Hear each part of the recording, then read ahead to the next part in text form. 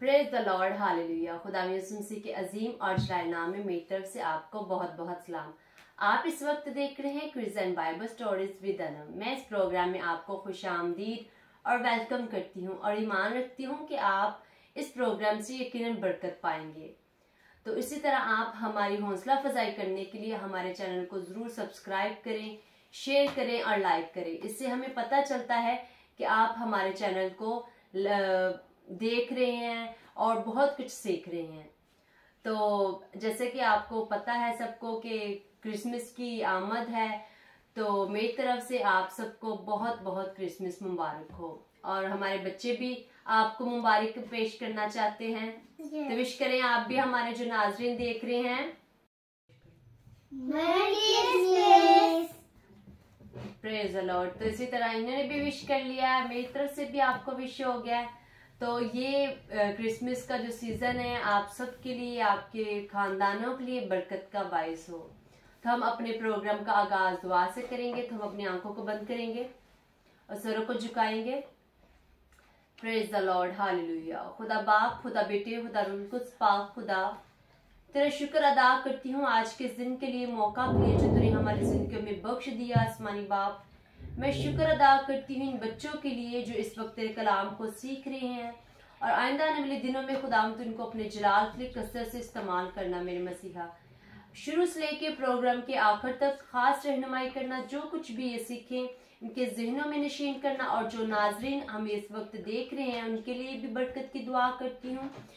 जो वो भी इस प्रोग्राम से सीखें खुदाम तो उनके भी खुदाम अपने जलाल के लिए इस्तेमाल कर। आइंदा आने वाले वक्तों में तो उनको भी और उनके बच्चों को भी खुदाम अपने जलाल के लिए इस्तेमाल कर। मेरे मसीहा, जिस वक्त बीमार है, परेशान है, उनके लिए भी खुदाम तो दुआ गो है, उनकी परेशानियां उनकी खत्म कर। और खुदाम जो क्रिसमस का खुदाम ये सीजन है इन सब के लिए बरकत का बायस हो। जो खुदाम आइंदा आने वाले दिनों में खुदाम तेरे सब जलाल और गवाही का सबब ठहरे, मसीह यीशु के नाम से आमीन।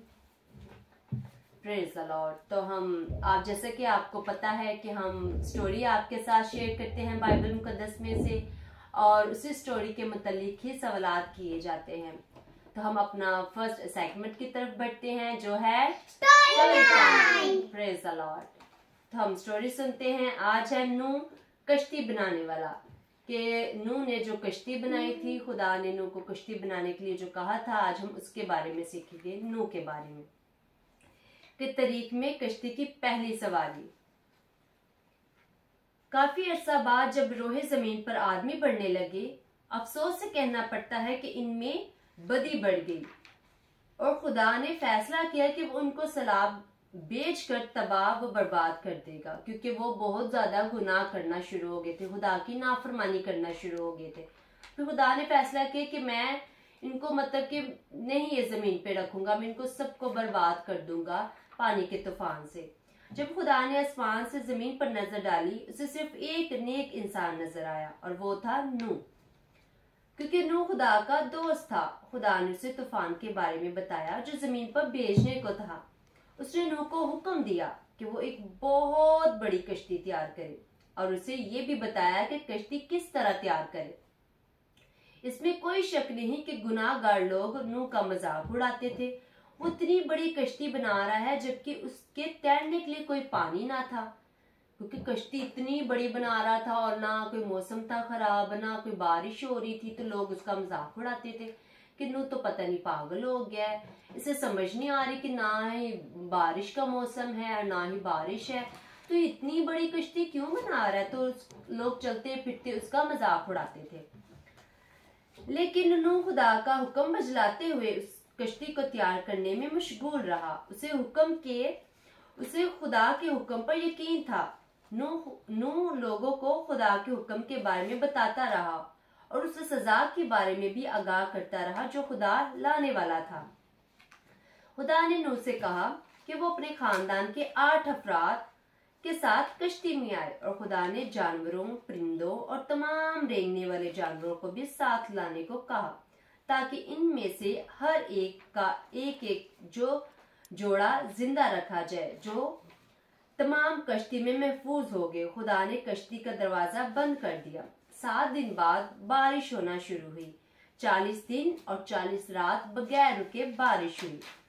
बारिश इस तरह होती रही जैसे आसमान की खिड़कियां खुल गई। इतनी बारिश होती रही, जमीन की हर तरफ पानी ही पानी था, हत्ता कि कोई खुशक जमीन ना रही और ना ही कोई जानदार जिंदा बचा।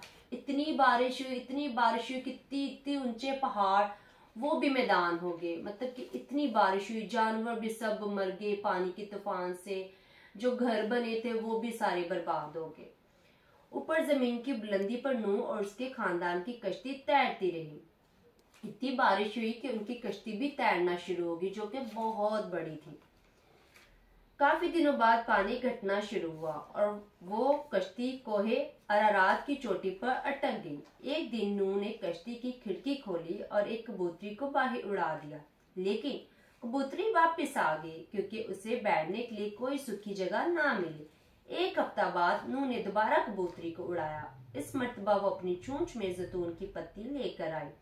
शायद अब पानी दरख्तों से नीचे था। अगली मर्तबा उसने फिर कबूतरी को भेजा, फिर वो इसके पास फिर कभी लौटी ना। तब नूह जान गया कि जमीन दोबारा खुशक हो गई है। खुदा ने नूह और उसके खानदान को कश्ती से बाहर बुलाया। नूह खुदावंद का नहायत ही शुक्रगुजार था। उसने खुदावंद के लिए एक मज़बा बनाया। वहां खुदा ने एक खूबसूरत कमान बादल में दिखाई और कहा, ये कोसे कज़ा है, मेरे और जमीन के दरमियान अहद का निशान होगा कि मैं आइंदा कभी भी जमीन को ऐसे तूफान से बर्बाद नहीं करूंगा। आमीन आमीन। तो आपको स्टोरी की समझ लगी है? Yes. कि सब नूह का मजाक उड़ाते थे। वो कहते थे कि इतनी बड़ी कश्ती बना रहा है, इतनी बड़ी कश्ती बना रहा है, तो ना कोई बारिश है ना कुछ है, तो ये पागल हो गया, इसे समझ नहीं आ रही। लेकिन वो खुदा का हुक्म मानता था, उसे पता था, उसे खुदा के वादे पे यकीन था, उसे खुदा के हुक्म का पता था कि मुझे खुदा ने ये हुक्म दिया है। तो हमें भी खुदा के हुक्म की फर्माबरदारी करनी चाहिए कि अगर हम फर्माबरदारी करेंगे तो हम भी खुदा के दोस्त बन सकते हैं। ठीक है, तो जिस तरह नूह था दोस्त, उसने खुदा का हुक्म माना और वो भी खुदा का दोस्त बन गया। ठीक है, तो आप भी खुदा का हुक्म मानेंगे तो आप भी खुदा के दोस्त बन जाएंगे। ओके, तो यकीनन आपको भी नाज़रीन आज की स्टोरी की समझ लगी होगी और अच्छी लगी होगी। तो ये थी हमारी स्टोरी टाइम। Thank you.